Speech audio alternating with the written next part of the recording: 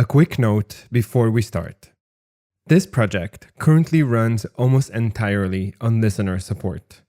If you've made it this far and feel moved to support it, please consider even a small contribution at ko-fi.com/IThinkIsawYou. Now, on to the episode.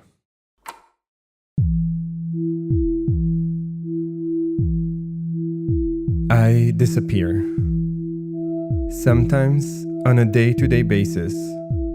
Sometimes in rare, sporadic moments. I disappear.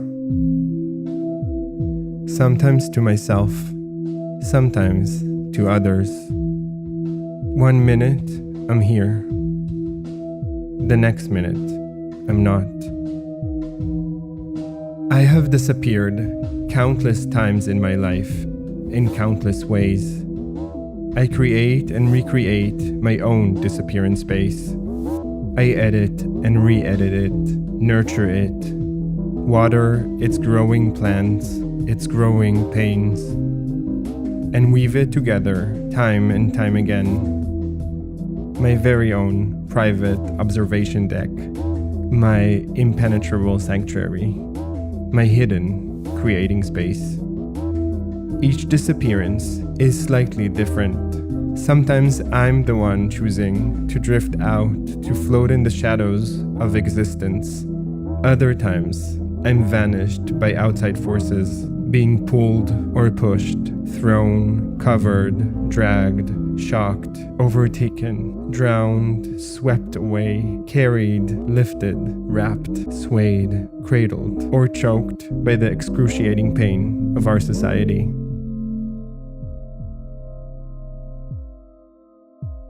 I know that for me, this is only the beginning of uncovering my own disappearance. And at the same time, it is the final interview of the season. So, what actually remains today of this temporary community of 46 strangers who came together 3 years ago, since we've each gone our own way and disappeared into separate paths? I find it hard to answer. With some members of Generation J, I've maintained close connections and formed true friendships. Others appear like blinking stars, sending beautiful, colorful life signals from different time zones every now and then. But I'm not sure we can still call ourselves an active community. A quietly dying WhatsApp group is no longer a community. And maybe it's simply something else now. But I do know this. Listening to all these recordings, seeing how not a single answer repeated itself, hearing all the beautiful perspectives, the vulnerable honesty, the laughter and the sadness, all the stories that once strangers shared with me in such a short time, simply reminds me how diverse, beautiful, and extraordinary our world is. The world that exists outside WhatsApp groups and toxic, polarizing social media. These recordings remind me that unique, diverse, multicultural programs are rare, but they do exist. Alternative spaces for coming together are rare, but they do exist. Coexistence occurs on many levels. Temporary communities in all forms and sizes constantly develop. They just often remain unnoticeable, off the grids of our feeds, yet they exist.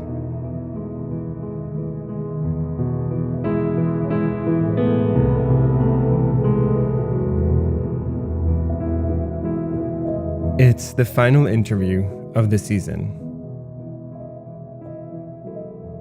Tal sits in front of the microphone, and I cannot think of a better person to help me bring this part of this artwork to a close.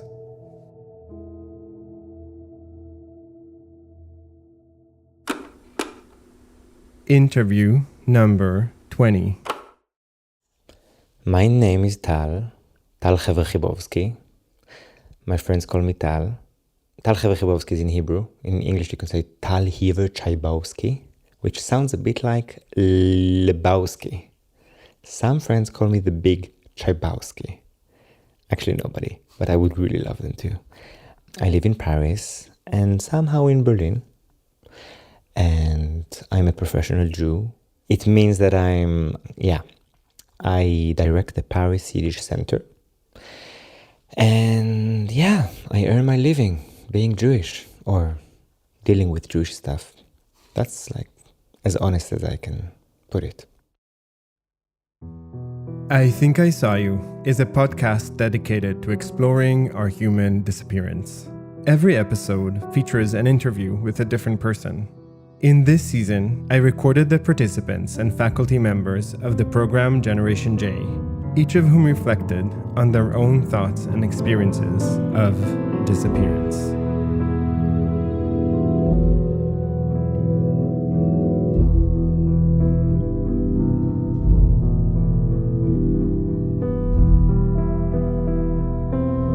I think I saw you, Tal. Right when you did not disappear. Well, I go on stage very often, and I feel that I'm very seen and very heard when I'm on stage, and having like a couple of hundreds of people looking at you is very seen and heard in one sense. But of course, not as, the inner me, but nobody can see the inner me, even not me, I guess. Yeah. I think that there are certain people who are particularly kind and smart that in conversations with them, I can feel very much seen and heard. But that's on a different level. It's on a nice level. I like that. I like this level. I don't really think that I have ever fully disappeared. I think I have a very strong feeling of my own existence. If there's one thing I'm quite sure of is my own existence. I feel very, very existent. So now, even in dreams or meditations, I never feel disappearance or, becoming unseen or nothing or whatever. Nah, so my short answer is no. I don't think I have ever felt fully disappeared.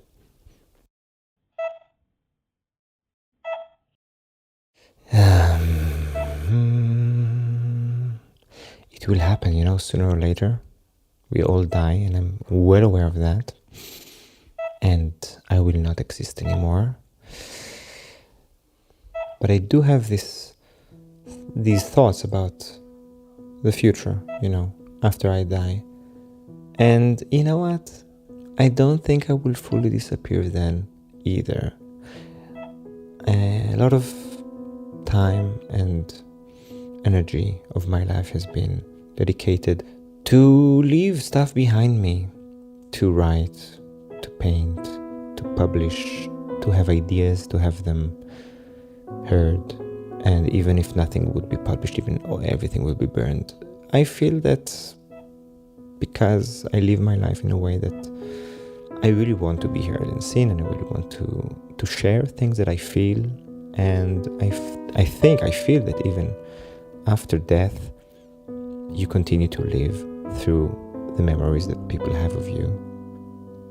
Even if you're not a social person, the people who did know you, they still have a picture of you, still have a feeling of you, and it is also very much existent, it's also very much present. I don't think that even after death you disappear. So no, I cannot define this moment of being fully disappeared. Maybe because I don't believe it exists.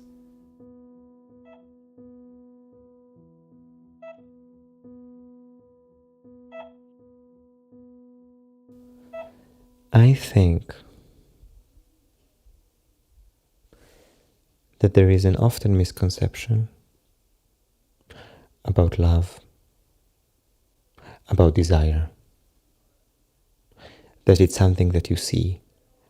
And what I have realized is that the true love, the true emotion that it's many different emotions, love or desire, passion, like strong feelings of attraction.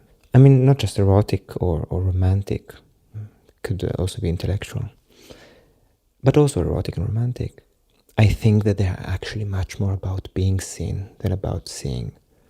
I think that once I'm of course speaking about my own experience, but I feel that a lot of these emotions that we look for, that we search for, I often have mistaken them for things that I will see or meet or find, whereas the longing is for being seen, being watched, being heard, being an object of other people's perception.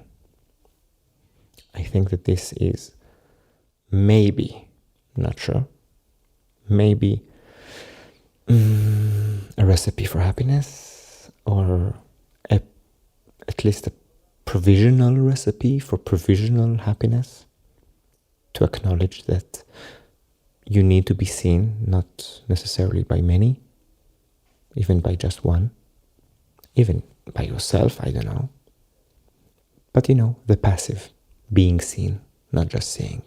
I think it's super important, for me anyway.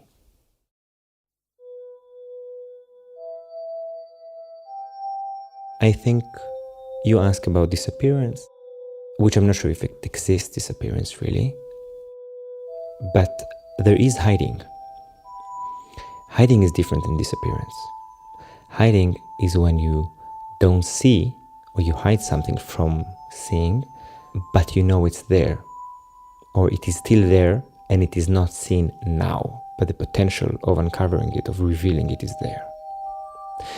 And the tension between visibility and hiddenness is one of the most productive tensions in art and in any kind of emotional expression.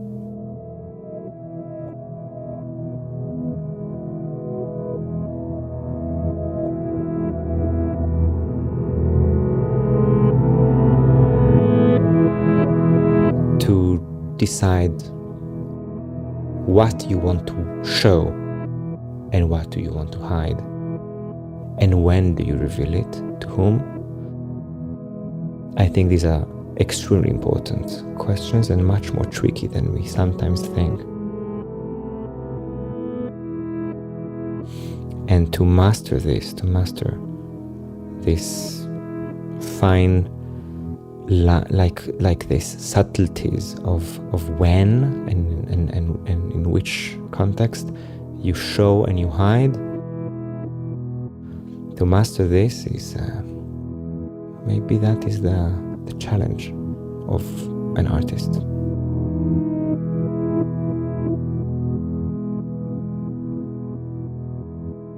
A piano in a secluded room in a Yiddish program is left untouched. Hands holding canoes together let go as they reach the riverbank.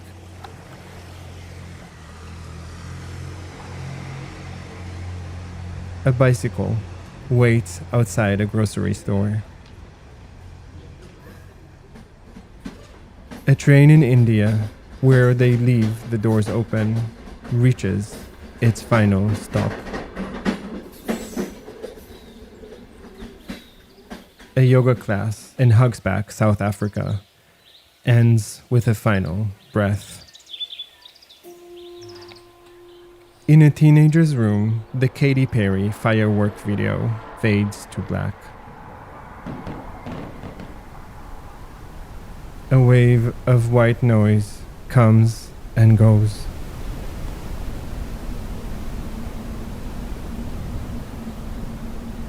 In the Mexican wilderness, a van pulls up. Someone inside offers a ride, back to civilization.